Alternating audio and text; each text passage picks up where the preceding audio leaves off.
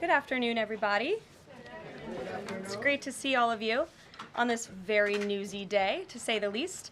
I have a couple of updates for you this morning, or this afternoon. As you know, this morning, the president spoke to President Putin of Russia.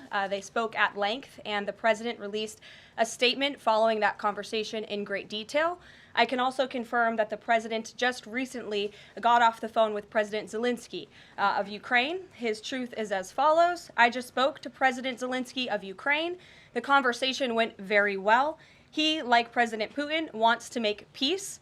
We discussed a variety of topics having to do with the war, but mostly the meeting that is being set up on Friday in Munich, where Vice President J.D. Vance and Secretary of State Marco Rubio will lead the delegation. I am hopeful that the results of that meeting will be positive. It is time to stop this ridiculous war where there has been massive and totally unnecessary death and destruction. God bless the people of Russia and Ukraine. I myself just spoke to the president about these calls, and he told me to tell all of you they were very good calls, they were very positive, and the administration is wholeheartedly committed to a peace deal to end once and for all the Russia-Ukraine war. More on that later. I'm sure you'll have more questions to ask. This week, the president has continued to deliver on his promises to the American people. According to new polling that was released at the beginning of this week by CBS News, an overwhelming 70% of Americans said that President Trump is following through on what he pledged to do during his historic campaign. The poll also revealed that Americans see President Trump as a tough, energetic, focused, and effective leader fighting hard to improve their lives and our country.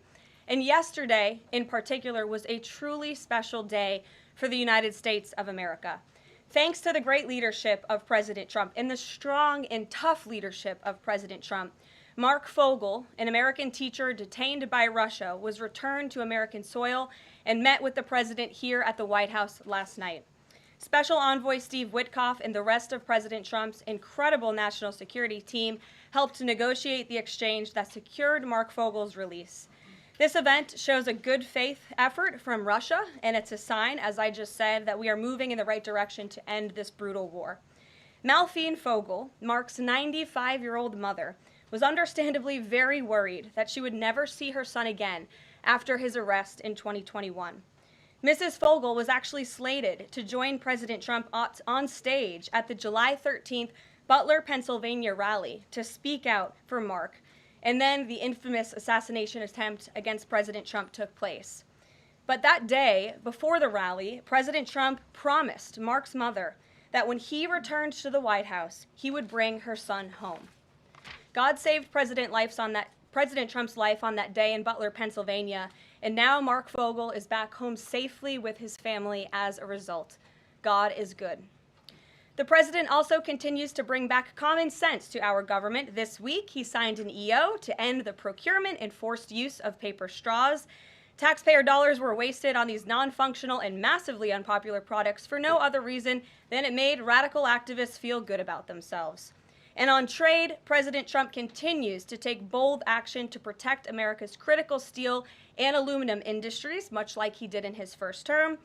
And the president signed proclamations to close existing loopholes and exemptions to restore a true 25% tariff on steel and elevate the tariff on aluminum to 25% as well. This administration believes these tariffs will protect our national security and put American workers first. And in the Oval Office yesterday with Elon Musk, President Trump took further action to make our federal government more efficient and effective. He signed an EO implementing the DOGE Workforce Optimization Initiative. Now agency heads will coordinate and consult with DOGE to significantly shrink the size of the federal workforce and limit hiring to essential positions only. The unaccountable bureaucracy will finally be reined in. On another important matter this morning, Senate Republicans continued to confirm President Trump's exceptionally qualified nominees, most recently Director of National Intelligence Tulsi Gabbard, who will be joining us later at the White House for her swearing-in ceremony. It's imperative that the remainder of the president's cabinet nominees are confirmed as quickly as possible. On another important matter this week, illegal alien criminals continue to be arrested and sent home as part of the ongoing mass deportation effort of the Trump administration. Just this week, 2 planes with 190 Venezuelan illegal aliens arrived in the Venezuelan capital from Fort Bliss, Texas. Here are some of the criminal illegal aliens who were arrested in the country this past week. ICE Atlanta arrested a citizen of Nigeria who had been convicted of money laundering. ICE San Antonio arrested a citizen of Mexico who had been convicted of assault. ICE Denver arrested a citizen of Mexico who had been convicted of aggravated assault. And ICE Houston arrested a citizen of Mexico who had been convicted of aggravated assault. Now, before I take questions, I would like to address an extremely dishonest narrative that we've seen emerging over the past few days.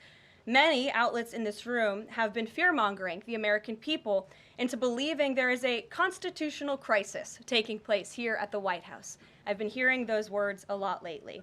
But in fact, the real constitutional crisis is taking place within our judicial branch, where district court judges in liberal districts across the country are abusing their power to unilaterally block President Trump's basic executive authority. We believe these judges are acting as judicial activists rather than honest arbiters of the law, and they have issued at least 12 injunctions against this administration in the past 14 days, often without citing any evidence or grounds for their lawsuits. This is part of a larger concerted effort by Democrat activists and nothing more than the continuation of the weaponization of justice against President Trump. Quick news flash to these liberal judges who are supporting their obstructionist efforts: 77 million Americans voted to elect this president. And each injunction is an abuse of the rule of law and an attempt to thwart the will of the people. As the president clearly stated in the Oval Office yesterday, we will comply with the law in the courts, but we will also continue to seek every legal remedy to ultimately overturn these radical injunctions and ensure President Trump's policies can be enacted. So here in our new media seat today, we have Chris Pavlovsky, an entrepreneur who has a strong passion for protecting freedom of speech. Chris started the video sharing platform Rumble in 2013 with a mission of protecting a free and open internet from censorship by big tech and governments around the globe. The platform has always been a place for independent creators to share their authentic opinions, and they have always included President Trump, in contrast to the way he was censored by other platforms in years past. Since its founding, Rumble has grown exponentially, recently marking 67 million monthly active users. It's a lot of users. If you're watching right now and interested in sitting in this seat, you can apply, whitehouse.gov/newmedia. With that, I will take your questions. And Chris, why don't you kick us off on this very busy news day? Karoline, thank you very much to you and President Trump. It's an honor to be sitting here in the new media seat for the White House press briefing and to be able to demonstrate why freedom of expression is so important. Rumble was the victim of censorship at the hands of multiple foreign governments. It's clear there are still many countries who oppose free speech and even target American companies. Can you describe what the administration will do to protect U.S. interests and values worldwide? Sure. Well, thanks for the very important question. And I think that free speech and ending censorship, both here at home and also abroad, is an important part of President Trump's agenda. I think first, President Trump has led by example on this front as the leader of the free world, the president of the United States, with his show of access and transparency on a daily basis. The president takes questions from all of you almost every single day and really reveals what he's thinking and feeling, and I think that serves as a great example to the rest of the world. As for tangible actions that the president has signed, he did sign an executive order, I believe on day one, certainly within the first week of this administration, to restore free speech and stop government-sponsored censorship here at home. And the EO made it very clear that federal employees are not allowed to engage in any activity that would infringe upon the American people's right of free expression. So I think the president has led quite strongly on this. And I would just add, this is part of the reason we have a new media seat, to invite new voices into this room. Again, we're going to need to expand this room because so many people are interested, and we're very excited about that. It's a privilege to cover this White House, but we want all voices to be heard. So thanks for being us with here, Chris, and I hope you enjoy the briefing. Sure. Jordan. Thanks, Karoline. Data out this morning showed that consumer prices were up across a variety of goods, and just before that report, though, President Trump called for lower interest rates. The Fed said it's holding rates steady to try and tamp down further inflation. So how would lowering rates help keep inflation in check for the American people? Sure. Well, first of all, on the inflation point, we did receive those numbers, and they were worse than expected, which tells us that the Biden administration indeed left us with a mess to deal with. It's far worse than I think anybody anticipated because, unfortunately, the previous administration was not transparent in where the economy truly was. We know people at this very podium told the American people that inflation was transitory and that it would go away. That was not the case. And now the last report of the Biden administration, as revealed today, shows that inflation is still about 4.5% higher over the past 3 months. This is an indictment on the Biden administration's mismanagement of the inflation crisis and their lack of transparency in addressing it. As for tackling inflation and interest rates, the president has made his position on this very clear.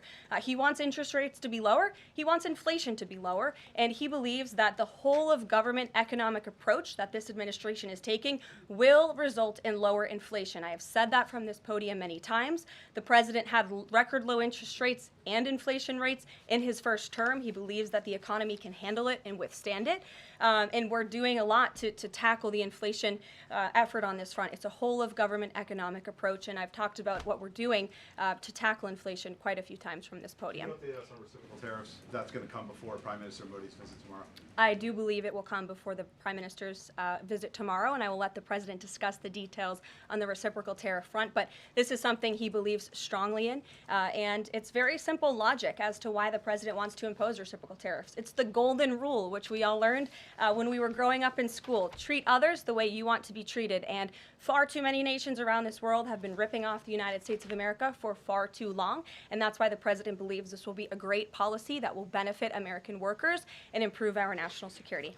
JJ. On Doge and the fraud claims, Elon Musk in the Oval yesterday gave us some information on that. We're just wondering if there's some proof, evidence. Is the White House willing to share evidence of those fraud claims, or can Elon Musk come to the briefing room and share material evidence of what he's talking about? Sure, I would love for Elon Musk to come to the briefing room. That's why we had him go to the Oval Office yesterday, where I think he provided great answers. He was speaking in layman's terms, speaking common sense to all of you in the media, but also to Americans at home. But I would say especially to all of you in the media, because I think it's a real fallacy that there's this alleged lack of transparency when it comes to Doge. President Trump and Elon Musk have been incredibly transparent on what Doge is doing. There is an X account with the Doge handle. They are tweeting out what they are doing on a daily basis. They have a website where they are posting the receipts of the contracts that they are reviewing and the payments that they have stopped from going out the door. The secretaries of our departments have stopped from going out the door. And I would also say that before it was Elon Musk making our government efficient and accountable, it was some unnamed bureaucrat that none of you knew. Elon Musk is the richest man in the world. He's also now one of the most highly scrutinized men in the world alongside President Trump because of what he's doing and the access that he is allowing. So there's great transparency. As for the actual receipts, we are happy to provide them, and I actually brought some today because all of you know I love to bring the receipts. We have contracts upon contracts that we can send and provide this information to you. Let me be very clear. We are not trying to hide anything. We have been incredibly transparent, and we will continue to be. These are screenshots of contracts that Doge found across our government. This is a DEI contract, $36,000 for U.S. citizenship and immigration services. That is against the president's policies and his America First agenda. This is a $3.4 million contract, a Council for Inclusive Innovation at the U.S. Patent and Trademark Office, Department of Commerce, another DEI contract that Doge identified. I can continue to go through these. Oh, I love this one, $57,000 for climate change in Sri Lanka. What is this doing to continue the interests of the American people? Absolutely nothing. These are the line items across the federal government that Doge is identifying daily. They're moving very fast. There's a lot of paper that we can show you, but we're happy to do it. This administration has been more than transparent about what Doge is doing.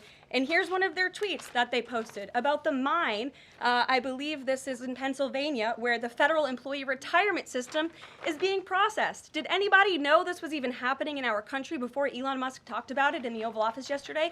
A lot of Americans didn't. So we are providing transparency and accessibility on a daily basis when it comes to Doge. And I also have a Doge Daily Report, if anybody would like it, on all of the things that they are identifying and finding. We're happy to provide this information to you. We're talking about it every single day. Are all those things you just mentioned fraud, or are they waste, or are they just contrary to the president's policies? I would argue that all of these things are fraudulent, they are wasteful, and they are an abuse of the American taxpayer's dollar. This is not what the government should be spending money on. It's contrary to the president's priorities and agenda. And again, we can continue to provide you the receipts for all of the fraud, waste, and abuse. And if anybody in here wants to argue that the federal government is not fraudulent in some capacity, be my guest, because I think the American people watching at home would beg to differ. Caroline. Mary. Hey, more on the judges. Does the White House believe the courts have the authority to issue these nationwide injunctions? We believe that the injunctions that have been issued by these judges have no basis in the law and have no grounds, and we will, again, as the president said very clearly yesterday, comply with these orders, but it is the administration's position that we will ultimately be vindicated, and the president's executive actions that he took were completely within the law, they were constitutional, and we look forward to the day where he can continue to implement his agenda. And I would just add, it's our view that this is the continuation of the weaponization of justice that we have seen against President Trump. He fought it for 2 years on the campaign trail. It won't stop him now. Brian. Yes. I want to go back to Doge just for a second. Earlier, the subcommittee headed by Chairman Marcia Taylor Greene, her and her staff discovered $2.7 trillion in improper payments to Medicare, Medicaid, overseas, to people who should not have gotten it. Some in this room might have missed that press conference. Can you elaborate on what the president is thinking at this point? Well, again, that's another example. There's a very long list of the fraud, waste, and abuse that Doge is identifying on a daily basis. Elon Musk also talked about yesterday about Social Security payments that are going out the door for people who are no longer with us, unfortunately. I would say that is certainly fraud. There's also a lot of contracts they've identified that, just as a hypothetical example, are $1 million, but only 500,000 went out the door. So where's the rest of that cash? And so that's the thing. Those are the things that Doge is working on every single day. And I would just remind everybody in this room, this is what President Trump campaigned on doing. He's delivering on a promise that 77 million people elected him to do. James. Thank you very much, Caroline. Two foreign policy questions, if I may. Sure. First, the statement that was released after this morning's phone calls identified Mr. Witkoff as the special envoy who will be part of the delegation that undertakes to resolve the Russia-Ukraine war. I had thought that that individual was General Kellogg, and so can you clear that up? Sure, I'd be happy to. As you mentioned, the president, in his truth, following the phone call with Vladimir Putin, said that he has asked Secretary of State Rubio, the director of the CIA, John Ratcliffe, our national security advisor here at the White House, Michael Watts, and Steve Witkoff to lead the negotiations. As for General Keith Kellogg, he remains a critical part of this team in this effort. He's played a tremendous role in getting the negotiations to this point, and he's very much still part of the Trump administration. The other subject is Iran. I took note of President Trump's comments in his Super Bowl interview with our colleague Brett Baer to the effect that he wants to do a deal with Iran. However, that interview appeared after the supreme leader of Iran, the Ayatollah Ali Khamenei, had already ruled out any additional negotiations with the United States. So kind of a two-part question. A, what gives the president any confidence that Iran will come to the table?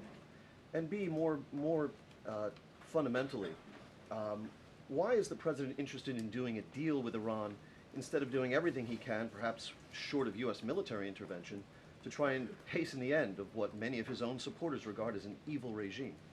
Well, the president has made it very clear that he will never allow Iran to have nuclear capabilities. That is a red line that he has drawn, and he will not allow that to happen. But you asked why President Trump wants to make a deal. I would remind you, he's the master of the art of the deal. He is America's deal maker in chief. He leads from a position of securing peace through strength. And I think time and time again already, in just 4 weeks, we have seen the president being able to negotiate successful deals with our partners, our adversaries all around this world. The release of Mark Fogel just last night is something that I think speaks to the president's deal-making ability. This is something that the Biden administration allegedly tried to do for 3.5 years. I think you all should go back and ask some of those Biden administration officials what they even tried to do and why weren't they successful, because for 3.5 years Mark Fogel sat in a Russian prison and it took President Trump 3 weeks to get him back on American soil. There's nobody better at making deals than Donald Trump. Phil Wegman. Thank you. 2 foreign policy questions. Ukrainian President Zelensky has said after the war that he wants NATO membership or nuclear weapons. We heard Defense Secretary Hegseth say that NATO membership was unrealistic. What's the president's view on the other option, on a nuclear Ukraine? I have not talked to President Trump about Ukraine's NATO membership or their nuclear capabilities. I would leave it to him to discuss. But I will tell you again that Secretary Rubio and also the Vice President, J.D. Vance, will be meeting directly with President Zelensky in Munich on Friday, and I'm sure they will provide a readout of that conversation and that discussion. And then the second question, given that this administration has called on Europe to take more responsibility for their own defense, I'm wondering, will the EU or any other European nation other than Ukraine be involved in these peace talks? I don't have any European nations who are involved currently to read out for you. Certainly, the president has employed a very strong team or deployed a very strong team to continue these negotiations. And the fact that he was on the phone with both President Putin and President Zelensky today shows that he's very much involved in this effort as well. And then just a follow-up, I guess. Sure. Should we expect the president to negotiate in person with Zelensky and Putin? I don't have anything to read out on that for you today. Maggie, good to see you. Thanks for taking the question. You talked about the transparency with Doge and Elon Musk's press availability yesterday. There is a conflict of interest law in place that says that people who have personal interests can't interact with government entities that could touch on those. Has President Trump signed a waiver for Elon Musk? Does such a thing exist? If it does, will you guys release it in the interest of transparency that he's committed to? I have not seen the law that you are referring to. What I can tell you is that Elon Musk, as I've confirmed before, is a special government employee. He is filing the proper financial disclosure, and he is complying with all applicable federal laws. As you also heard, Elon address this directly yesterday in the alleged conflict of interest, and he said everything he's doing is very public, and if you all perceive a conflict of interest, you're welcome to bring that up. And as the president said, if he feels like Elon is engaging in something that's a conflict of interest, he will tell Elon not to do that. And Elon also said yesterday that before he moves forward with anything, he consults with the President of the United States. So we're very confident with the ethics and the guardrails that have been put in place here. Caitlin. Thanks, Caroline. I have a few things for you, but on the commitment by President Trump, he said that he and President Putin agreed to visit each other's respective nations.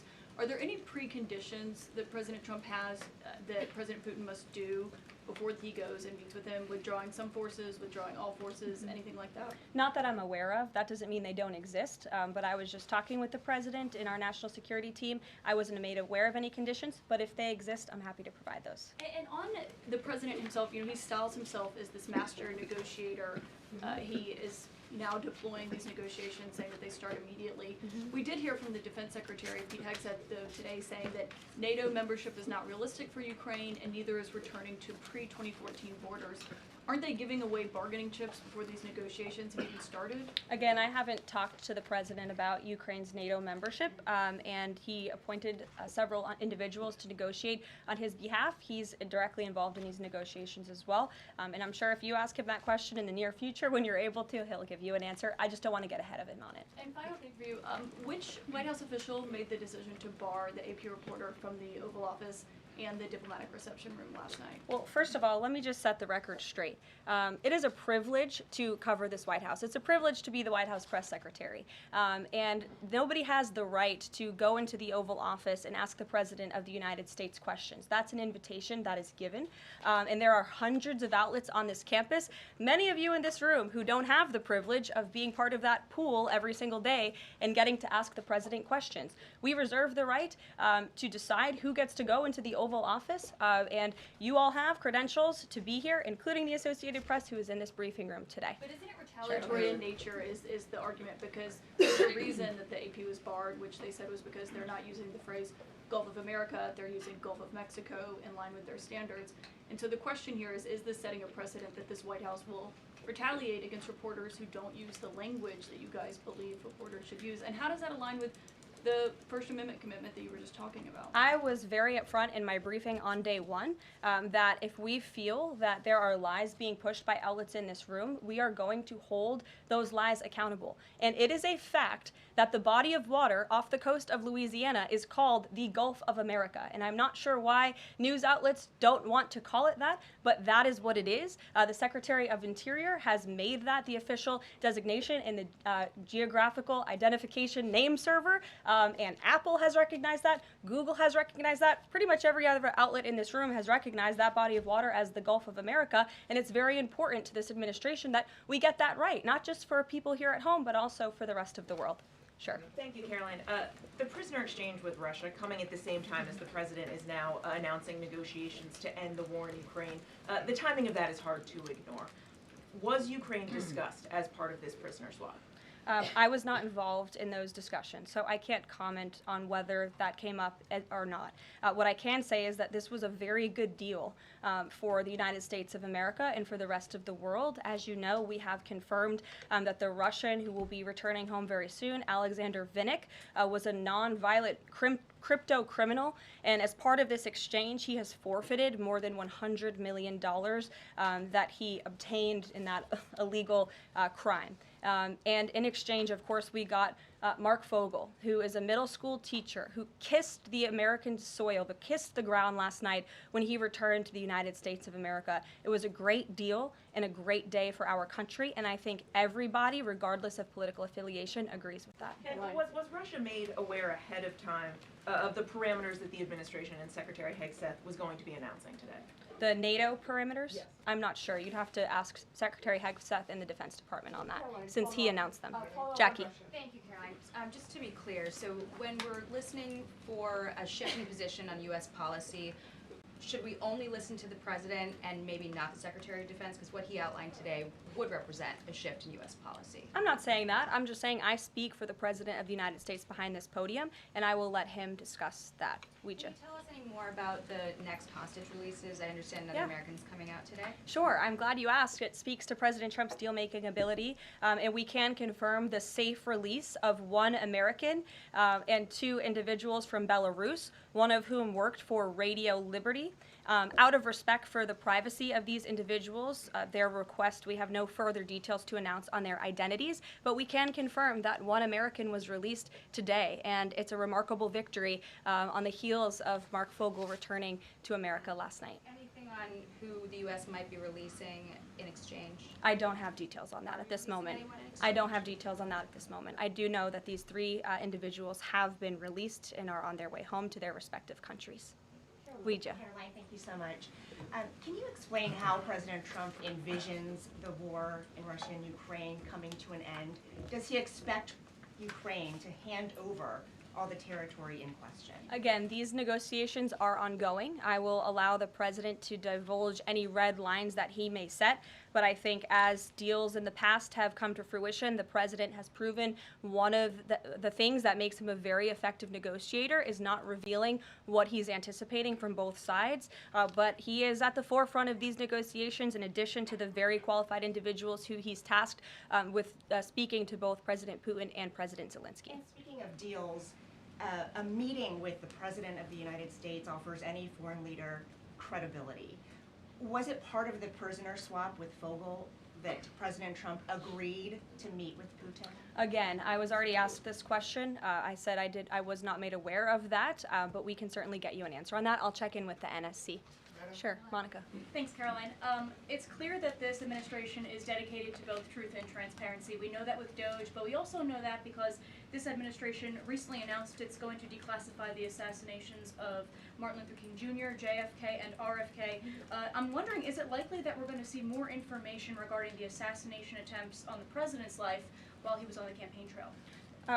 In regards to the assassination of the individuals you mentioned, President Trump signed that executive order directing the respective agencies to do it. I know that that process continues and is ongoing. He's committed to transparency in the declassification of these very important files that I think many Americans are not only interested in learning about, but also have the right to know about.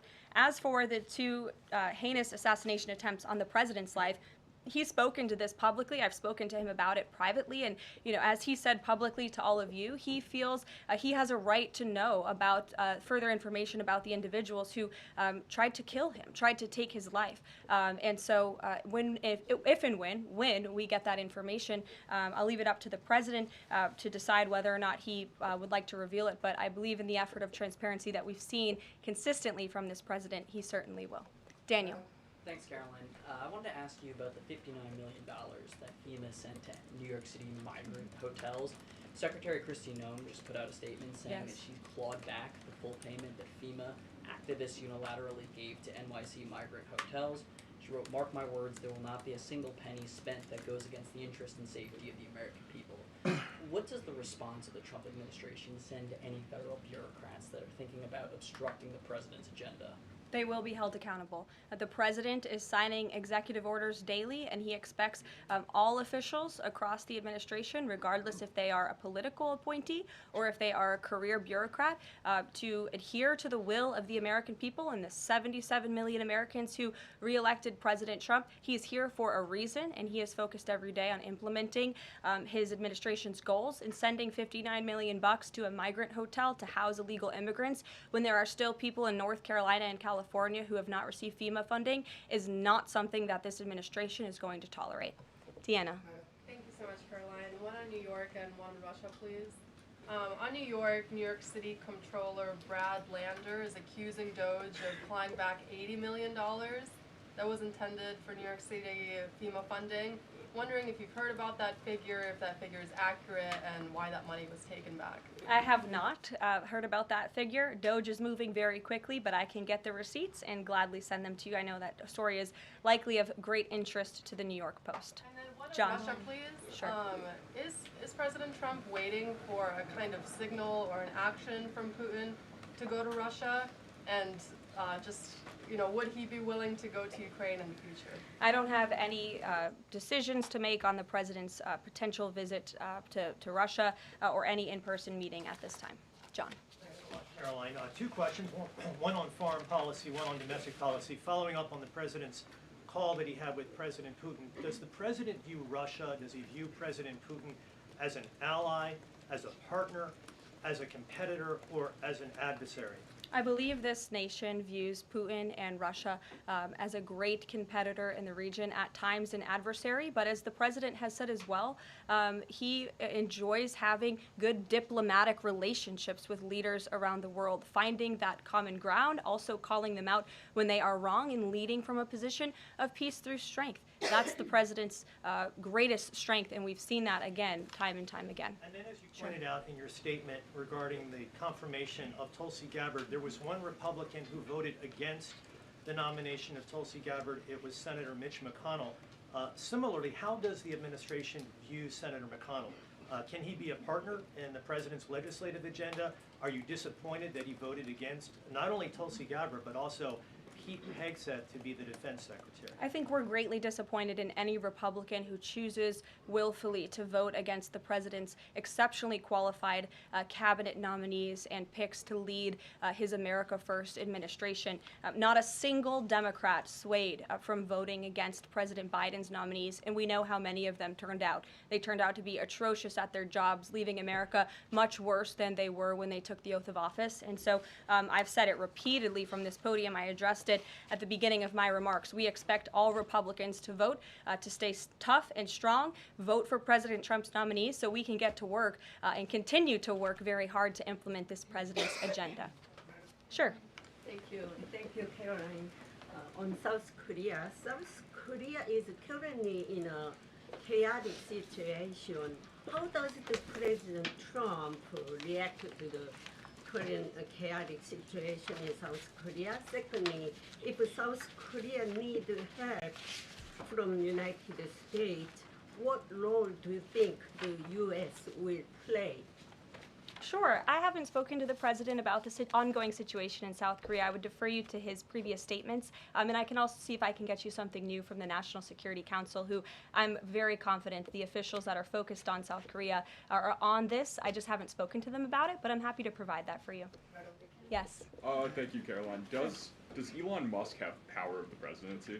Absolutely not. Right. That's a ridiculous question. I asked that question because, the Democrats have been hurling insults at Elon Musk, hurling attacks, calling him President Musk.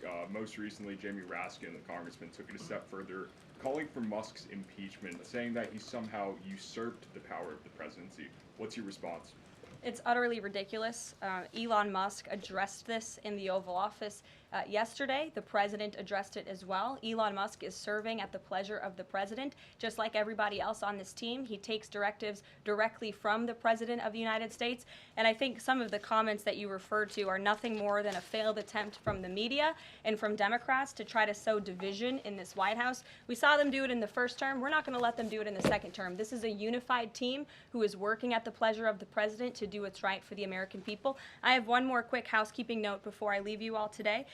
The president wanted me to share with all of you that he had a wonderful meeting with King Abdullah of Jordan yesterday.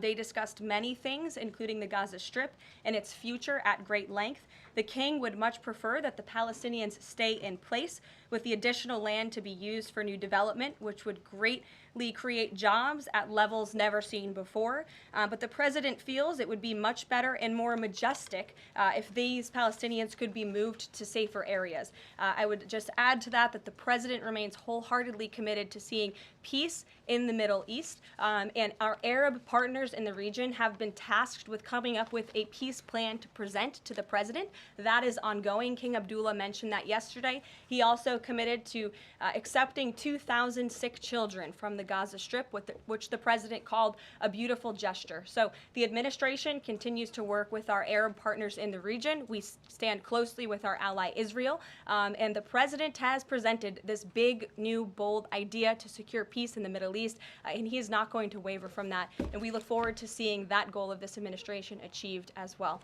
Thank you very much, everybody, and we'll see you very soon. Have a great day.